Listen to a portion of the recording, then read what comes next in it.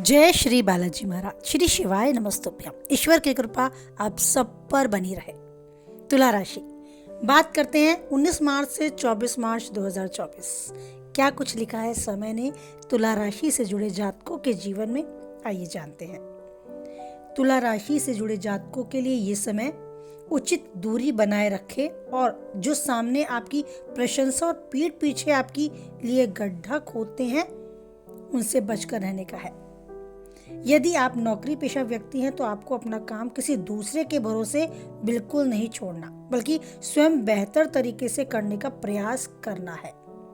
कई बार आप अपने काम को लेकर खुद को असंतुष्ट पाते हैं, लेकिन आपको वो कॉन्फिडेंस बना के रखना है कि जो आप कर रहे हैं सही कर रहे हैं। नहीं आता तो कैसे सही होगा, वो अपने अंदर उत्साह बना के रखना है, सीख कर करना है, लेकिन याद रखें खुद से उस काम को अंजाम देना है। आपका मन अपने पुराने काम को छोड़कर नए काम में भाग्य आजमाने का कर सकता है, लेकिन ऐसा प्रयास करने से पहले काम को आप अपने शुभ चिंतकों की सलाह से ही करें।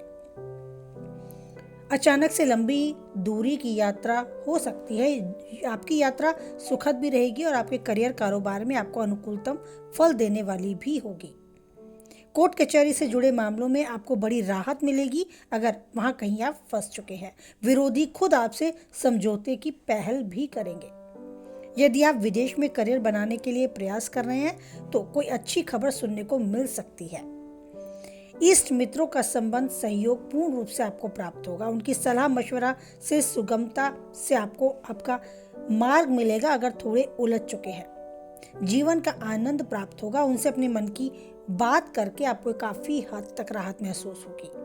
तो अगर ऐसा पल मिलता है, ऐसा समय मिलता है तो जरूर उस समय का आनंद लें। बात करें आपके व्यवसाय की, तो व्यवसाय में हो सकता है आपको उतार चढ़ाव भरा समय मिले, लेकिन ये समय आपको जरूर कुछ ना कुछ अच्छा देकर जाएगा। जरूरी है आपका आपके काम पर गंभीरता से फोकस करना। आप नौकरी पेशा व्यक्ति हैं या व्यवसायी हैं या एक हाउस मैनेजर यानी गृहिणी जो घर की नींव होती है, ये समय आपकी दिनचर्या को आप बहुत व्यस्तता के साथ समय बिताने का होगा। मतलब आप बहुत बिजी रह सकते हैं, लेकिन इस बिजी लाइफ में खुद को ना भूलें।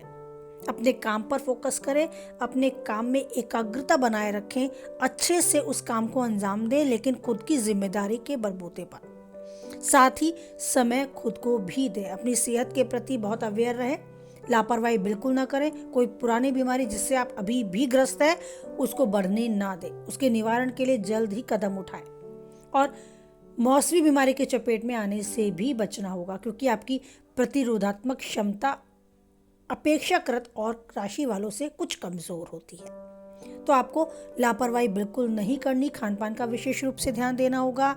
योग व्यायाम को भी अपनी दिनचर्या में शामिल करना होगा।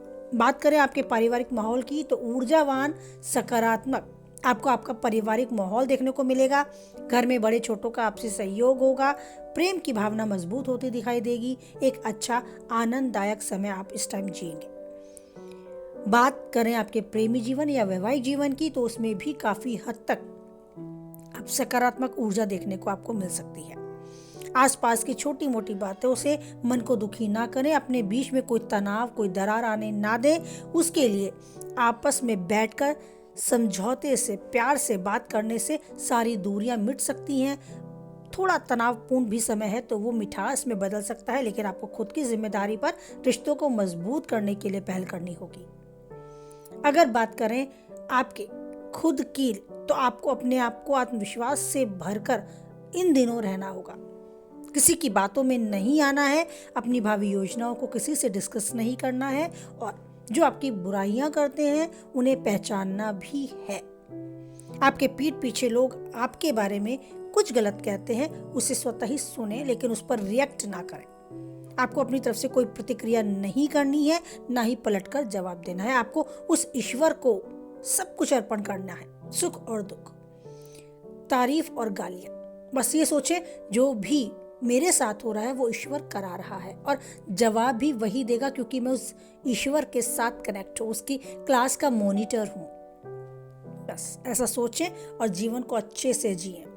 इस पल को अच्छे से अपने काम पर फोकस करें और अपनी आर्थिक दृष्टि को जितना संभव है मजबूत करके चलें। ये समय आपको आर्थिक दृष्टिकोण से मजबूती देने वाला है। तो समय के महत्व को समझें, अपने कार्य पर फोकस करें और अच्छे से बेस्ट करते हुए अपने आप को साबित करें कि आप हैं क्या। तो बेस्ट ऑफ लक आपके आगे आने वाले समय के लिए। जीवन में जो चाहते हैं वो पाएं और उन्नति के शिखर तक आप यूं ही बढ़ते जाएं। इसी कामना के साथ वाणी को विराम देते हैं, लेकिन पहले एक क्वेश्चन जो मुझे वेदिता ने पूछा है जमुनानगर से। उनका कहना है कि मैं बहुत कोशिश करती हूँ लेकिन फिर भी मन दुखी रहता है, औरों की बातें मुझे इफेक्ट करती हैं जिसका असर मेरे काम पर, मेरी सेहत पर, मन पर भी पड़ता है। मैं क्या करूँ? वेदिता, नॉर्मल सी बात है, आप उस चीज़ को एक्सेप्ट करके चले। मुझे सब लोग ऐसे ही मिलेंगे। मैं अपना काम अच्छा करूँगी तब भी देखने वाला उसमें अच्छा नहीं गंदा ही देखेगा। मैं सबसे ठीक से बिहेव करूँगी लेकिन बदले में मुझे बिहेव गंदा ही मिलेगा। ऐसा सोच कर चले।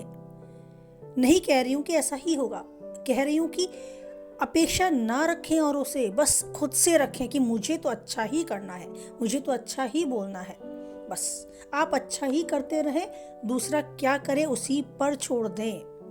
वो क्या करेगा ये आपके हाथ में नहीं है, आप क्या कर सकते हैं ये आपके हाथ में है बस। और एक लाइन बोली कि आप ईश्वर की क्लास के मॉनिटर हैं। आपको उसने इतनी सहन शक्ति दी है कि आप सब कुछ पचा सकें, सबकी गालियां पचा सकें, सबका गंदा बिहेव पचा सकें, नेगेटिविटी सब कुछ पचा सकें। आप अपने रिश्ते जैसे हैं बने रहने दें, खुद से उनको प्रेम में जितना बांध सकती हैं बांध कर रखें। सामने वाले के साथ जितना अच्छा बिहेव कर सकती है करते रहें, लेकिन सामने वाला जैसा करता है करने दें। उस ईश्वर के सामने बस खुद से खड़े होकर ये बोलने लायक जरूर खुद को छोड़ें कि मैंने गलत नहीं किया, क्योंकि वो ईश्वर बोलता नहीं है, उसकी आंखें बोलती हैं।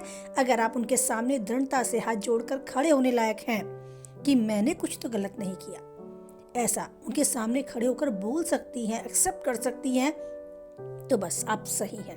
और अगर ऐसा है तो आप मान कर चलें कि आपके जीवन में जब समय बदलेगा तो सब चीज़ें बदलती नजर आएंगी और इतनी जल्दी और इतनी अच्छी होगी आपकी लाइफ की आप सोच भी नहीं सकते।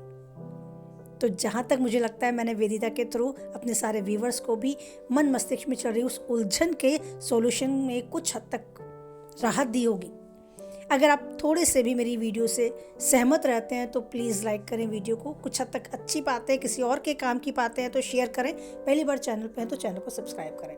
आपकी भी कुछ उलझन है, कुछ परेशानियां हैं तो कमेंट बॉक्स में क्वेश्चन करें। स्पेशली टीचिंग जॉब से जुड़े कुछ लोग अपनी टीचिंग मेथड पर या बच्चों से या कहीं भी उलझ जाते हैं जॉब में, तो टेंशन नहीं लें। अगर थोड़ी भी टेंशन है तो इधर पास करें, आपको ज़रूर सॉल्यूशन मिलेगा।